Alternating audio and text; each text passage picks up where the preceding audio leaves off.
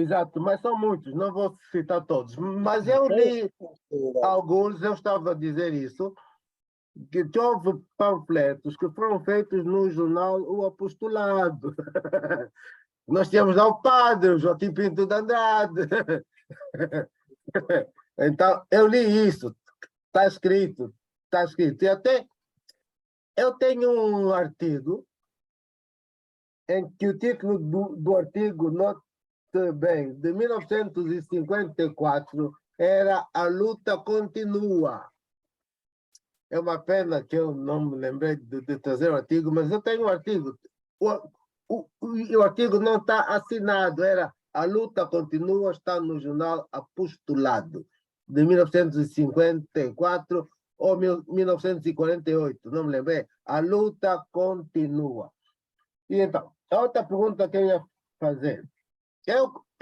Quando era adolescente, houve um professor racista, certamente, que deu-me uma chapada e perguntou-me o que é que eu estava ali a fazer na escola. Estava a estudar para quê? Então, a minha pergunta era, no seu tempo, como é que era isso? Como é que os professores viam os pretos que queriam estudar para ser mais desenvolvidos, à luz daquela divisão entre assimilados e indígenas? Essa é a pergunta para si. Depois de responder, então, ia fazer a pergunta ao nosso amigo também, Ladislau. Vou-lhe contar uma pequena história passada comigo pessoalmente, na Escola Vasco da Gama, onde eu estive, onde estudei até a terceira classe. Passamos a quarta classe, até a terceira classe os meus professores nunca me deram a entender que se eu era branco ou era preto. Era um aluno da escola. Mas na quarta classe mudou a direção da escola e foi para Malange. Um diretor da junta escolar, que era o professor José Cordeiro, que a primeira coisa que fez foi fazer uma espécie de apartheid nos alunos da quarta classe, que eu já frequentava, tendo os brancos de um lado, os mestiços do outro, e nós que só éramos dois pretos da quarta classe, encostados no fundo daquelas carteiras de dois alunos em cada carteira. Este senhor professor nunca nos chamou para ver o nosso avanço nos estudos.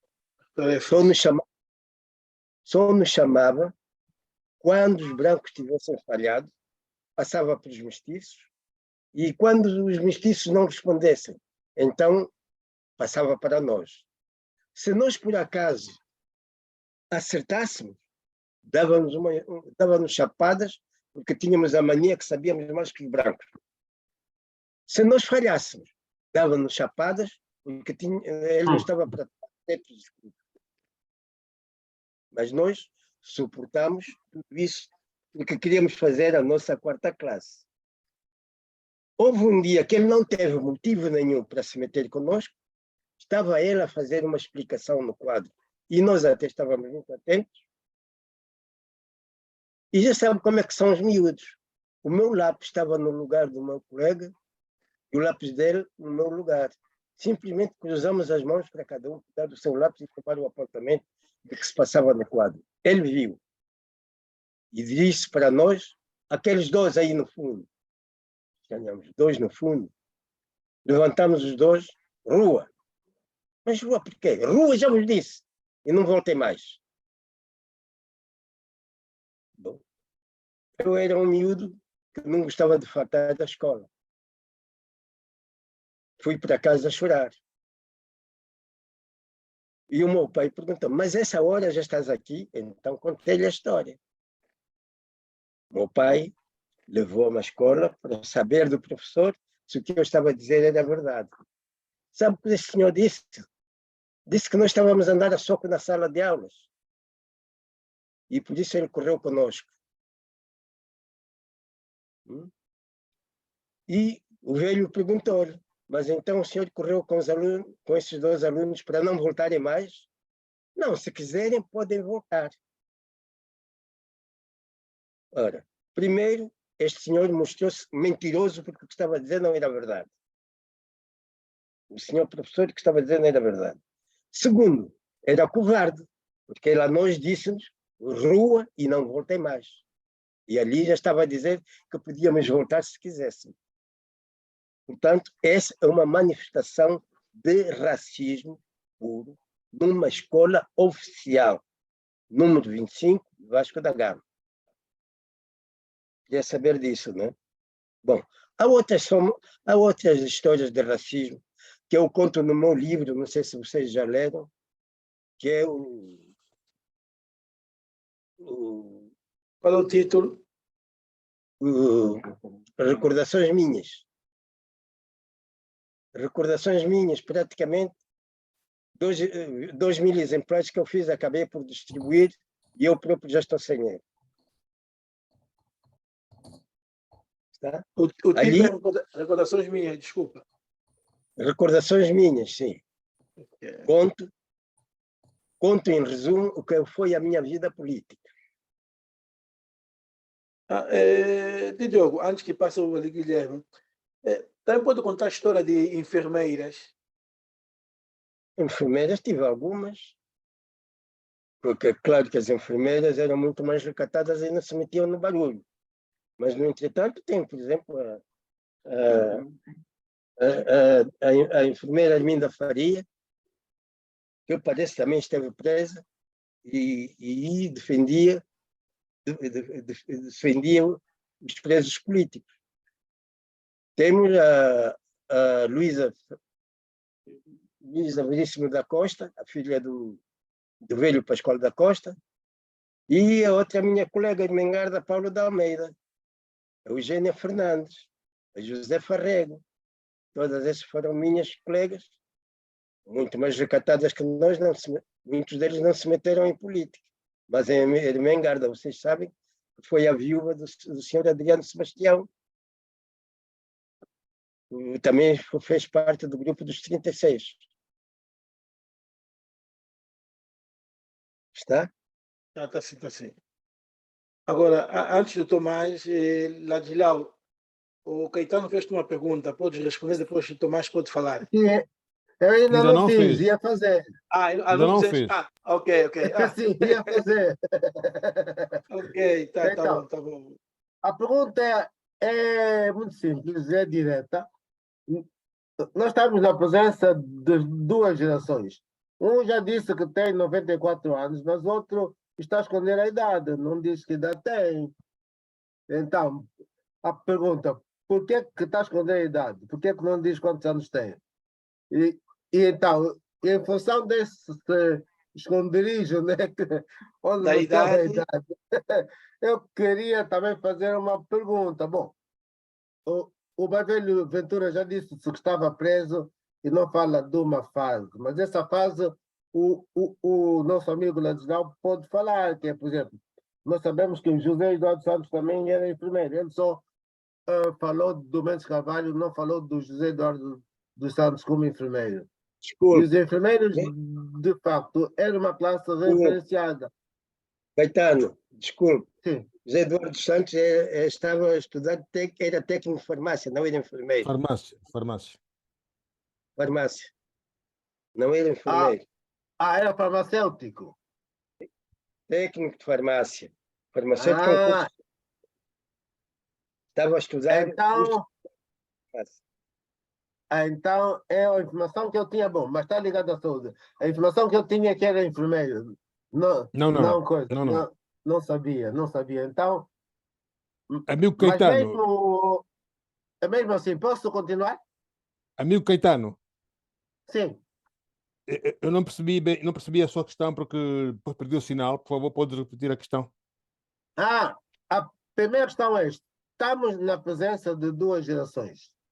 Sim. Uma geração do mais velho Ventura, que disse que teve preso de 1929, né? Tem hoje 94 anos. E a segunda geração é do Ladislau, que não nos disse a idade, não sabemos que idade tem. Só sei que tem cabelos brancos, eu também tenho. Eu já estou a caminho dos 90. Eu digo sempre isto, né? Eu, quando me perguntam a idade, eu disse, olha, estou a caminho dos 90. Então, nesta a sua geração, eu queria que falasse, eu tinha uma informação errada, né? Dos enfermeiros que desempenharam também um papel muito grande naquela fase. Bom, mas já me disseram que José Eduardo Santos foi técnico de farmácia, não foi enfermeiro. Mas se me permitir, mesmo assim, nós, os miúdos, víamos os enfermeiros como conselheiros e como uma classe referenciada, não só em Angola. O Samuel Machel também foi enfermeiro, não? Pois sim. Então, tirando estes exemplos, como é que nos explica bem a consciência política dos enfermeiros?